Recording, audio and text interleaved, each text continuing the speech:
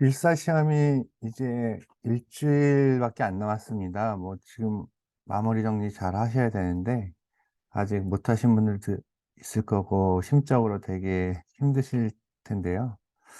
어쨌든 지금 시험 일주일 남았을 때 그 자기 마인드 컨트롤이 가장 중요할 때고요. 지금 아무리 공부를 더 한다고 해서 건강을 해치는 것보다는 백해무익합니다. 일단 건강 위주로 자기 컨디션 위주로 진행하시면 되고요. 제가 지금 이 영상을 왜 만드냐면 지금 130회가 일주일 남았고 그다음에 또 솔직히 지금 이제 시험 남았을 때 '다음에 더 열심히 해야지.'라는 마음 자세가 있습니다. 이상하게 그렇게 되네요. 다들 그러실 것 같고요. 저 또한 그랬었고요. 하지만 요번 시험을 보시고 좀 휴식 기간을 가졌다가 '그다음에 내가 준비해야 될 게 뭐냐.'라고 했을 때 가장 먼저 제가 추천드리고 싶은 거는 음 고전 토픽 먼저 하시는 게 가장 좋아요. 왜냐하면 고전 토픽 같은 경우가 딱 이거는 크게 변하는 게 없습니다. 그다음에 토픽의 양도 생각보다 적고요. 저희가 보통 일사 공부하면서 제일 많이 하는 실수가 신기술을 되게 많이 가져가죠. 보통 토픽의 양이 한 200개 정도, 200개 300개 정도 이제 가져가는데 신기술은 계속 이게 변화되고 그 트렌드에 맞추다 보니까 공부의 범위가 무궁무진합니다. 하지만 고전 토픽은 딱 정해져 있어요. 그 CAOS 같은 경우는 거의 뭐 변화가 없고 그다음에 버 DB 데이터베이스 같은 경우는 여기서 특징적으로 변화된 게 노아SQL 나온 정도고요. 그다음에 소프트웨어 공학은 틈틈이 이제 새로운 뭐 방법론들이 나오긴 하는데 그것도 고전이라고 볼 수 있고, 그리고 네트워크도 이게 신기술이 많이 접목됩니다. 이게 빅데이터하고 또 이제 보안 쪽이랑 같이 엮이다 보니까 네트워크에서 조금은 이제 공부의 범위가 많고요. 경영 같은 경우는 계속 이제 비즈니스적인 측면들이 많다 보니까 경영도 좀 이제 기본은 해 두시되 그것도 계속 뭔가 트렌드하고 같이 접목되고, 그러다 보니까 걸르고 남는 게 뭐냐? 알고리즘, 물론 빅데이터 알고리즘 뭐 이런 게 아니고요. 뭐 정렬이라든지 자료 구조 요 정도 알고리즘만 하시고 그다음에 데이터베이스 같은 경우가 전 제일 추천드립니다. 그래서 만약에 요번 시험 보시고 '다음에 또 내가 좀 해야 될 것 같다.' 했을 때는 데이터베이스를 추천드리고 있습니다. 다시 한번 이제 보시면은 보안 같은 경우가 지금 하나 사례를 들어 볼게요. 보안 같은 경우가 뭐 이렇게 쭉 나와 있는데 뭐 여러 가지 보안에서가 제일 어려운 부분이 아마 이제 악성 코드라든지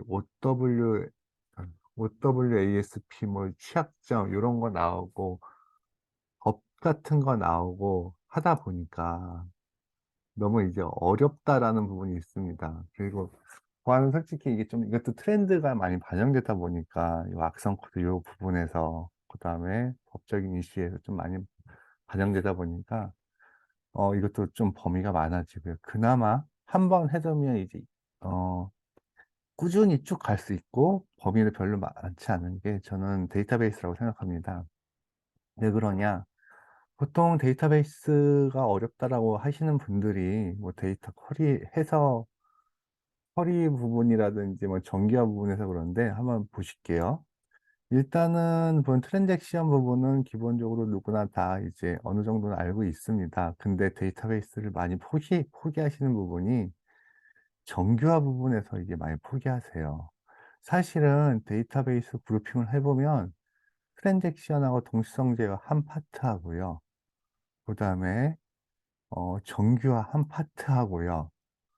그다음에 없습니다. 되게 웃기죠? 뭐 조인도 물론 있는데 가장 많이 이제 포기하시는 게 이제 정규화 부분에서 많이 포기하시는데요. 이게 보시면 데이터베이스는 토픽이 없어요. 트랜잭션 부분, 동시성 제어 부분 하나, 그다음에 정규화 부분 크게 나왔을 때 정규화 부분 하나를 보시면 토픽의 양이 별로 없어요. 개수도 요게 다 쉬어봤자 5개, 6개, 뭐 15개, 20개, 35개, 40개, 많아야 50에서 60개 정도 될 것 같은데 요 정도는 뭐 길사 공부하면 충분히 커버할 수 있고요. 그래서 저는 이제 다음에 준비하실 때 데이터베이스를 처음에 잡아놓자. 데이터베이스 중에서도 정규화 부분을 꽉 잡아놓자. 정규화 부분만 해놓으면 반정규랑 같이 먹고 들어가는 거고요. 그렇죠? 정규화 부분을 해놓으면 조인이라든지 이런 SQL문도 당연히 먹고 들어가는 거고 플러스 관계 대수까지 할 수가 있습니다. 그래서 다시 한번 말씀드리지만 길사 공부를 처음 시작하실 때 경영, 신기술 이런 것보다 이거는 근데 초급 학습자를 중심으로 말하는 게 아니라 어느 정도 이제 중상, 중급 이상 말씀드리는 거고요. 정규화 부분, 데이터베이스 부분 중에서 정규화 부분을 확실하게 마스터해보자. 그래서 처음부터 딱 잡고 들어가면 나중에 뭐 시험 며칠 남았을 때 공부할 양이 확 줄어든다. 이 부분을 말씀드리고 싶습니다.